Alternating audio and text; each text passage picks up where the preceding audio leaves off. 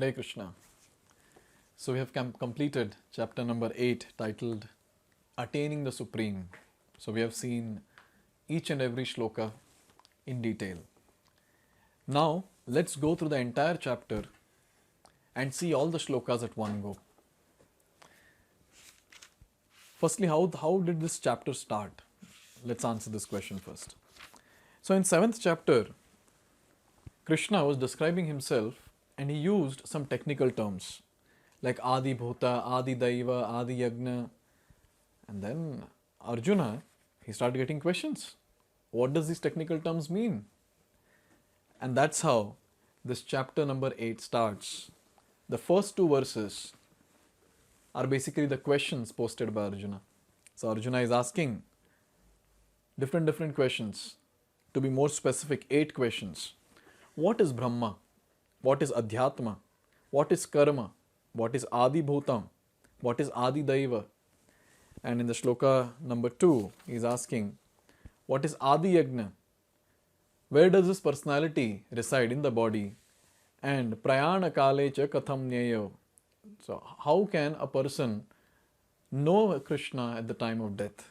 So these are the 8 questions that Arjuna has asked. And Krishna very merciful unto all of us, is answering these questions in shloka number 3 and 4. So in shloka number 3 and 4, he has answered 7 questions. So what is Brahman? Brahman is indestructible transcendental living entity.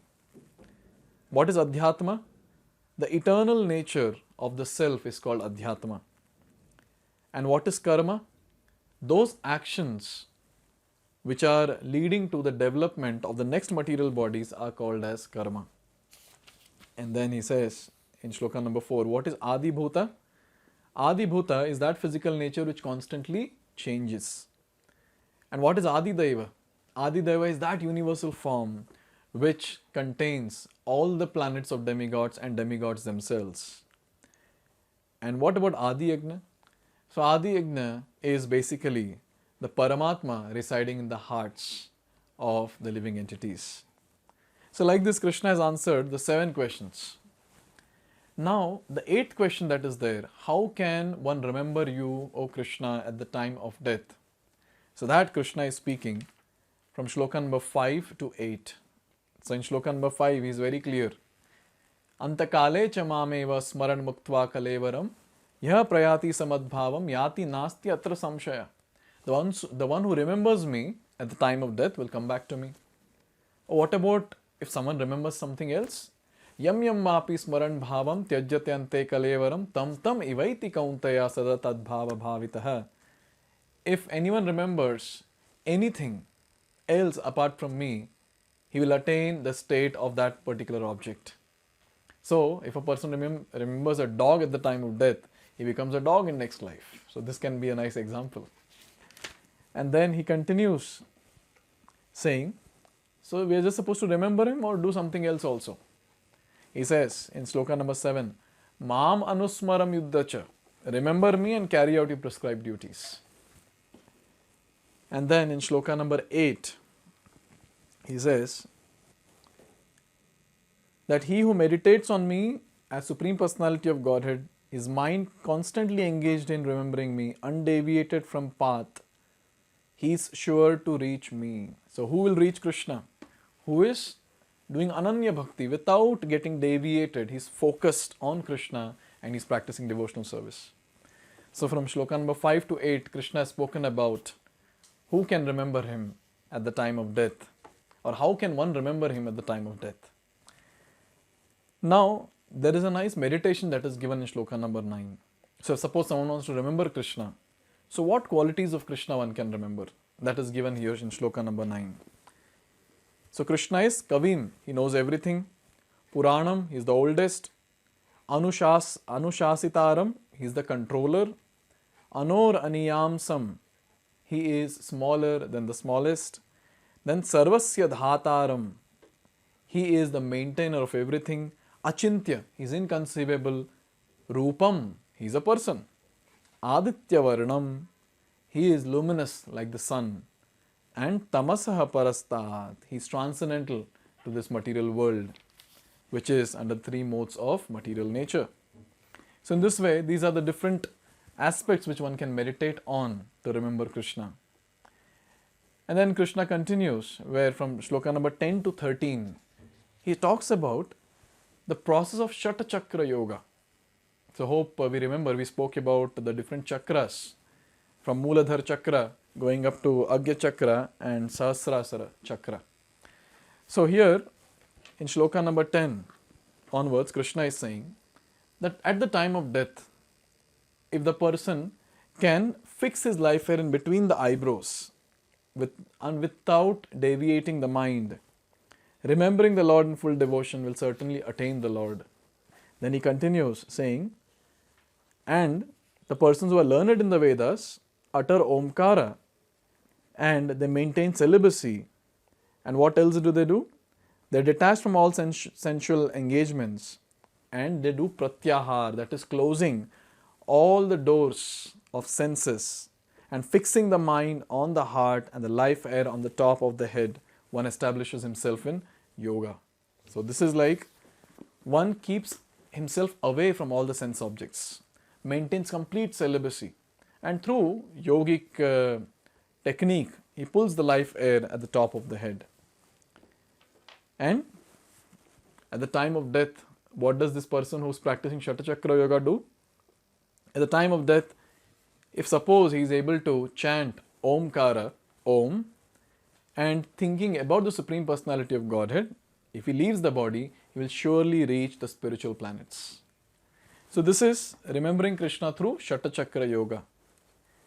Now, from 14 to 16, Krishna talks about remembering him through pure bhakti. So here it is said, Ananya chetaha satatam yomam smarati nityashaha. One who always remembers Krishna without deviation.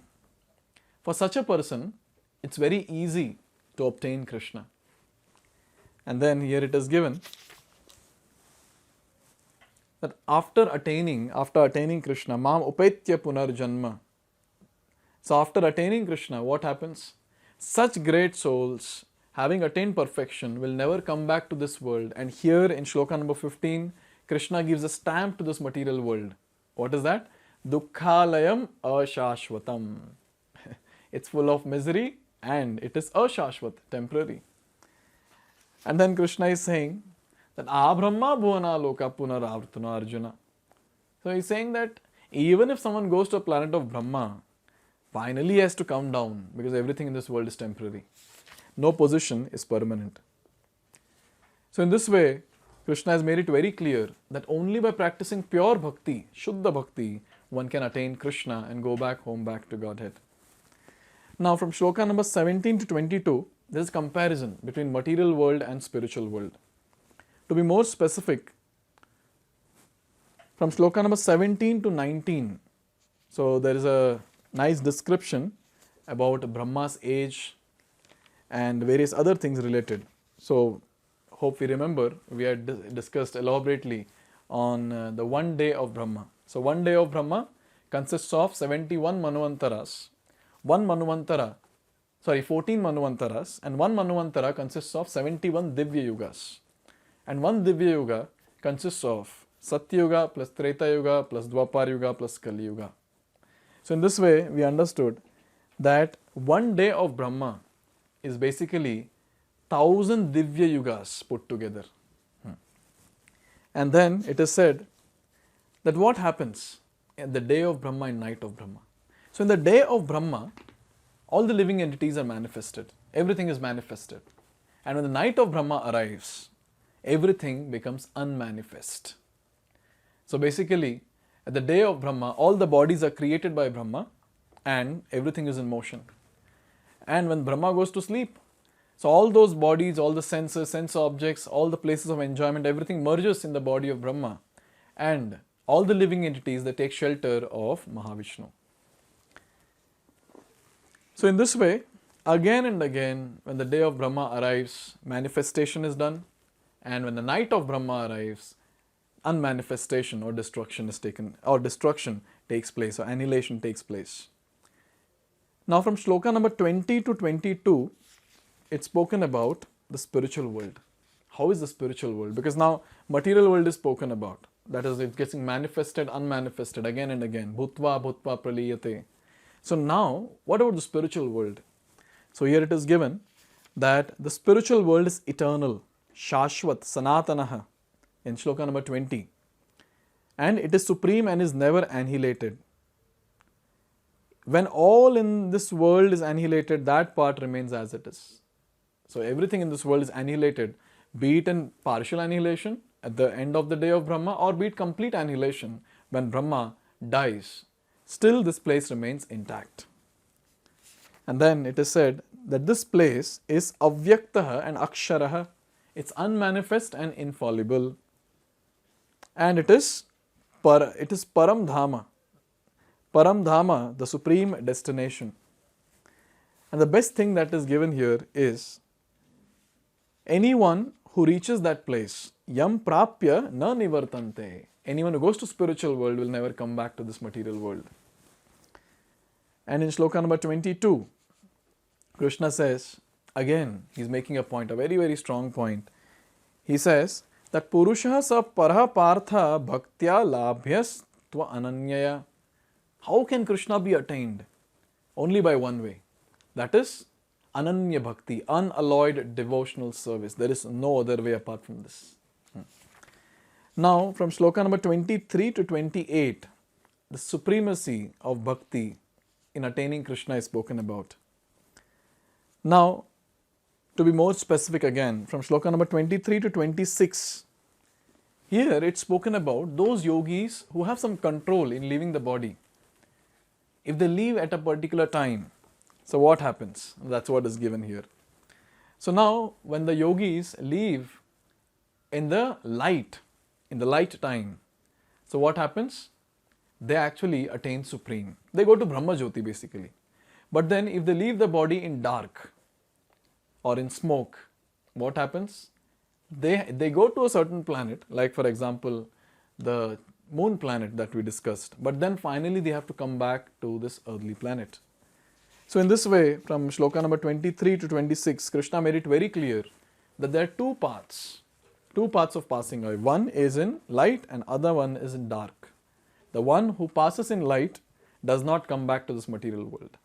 But the one who passes in dark, that person has to return.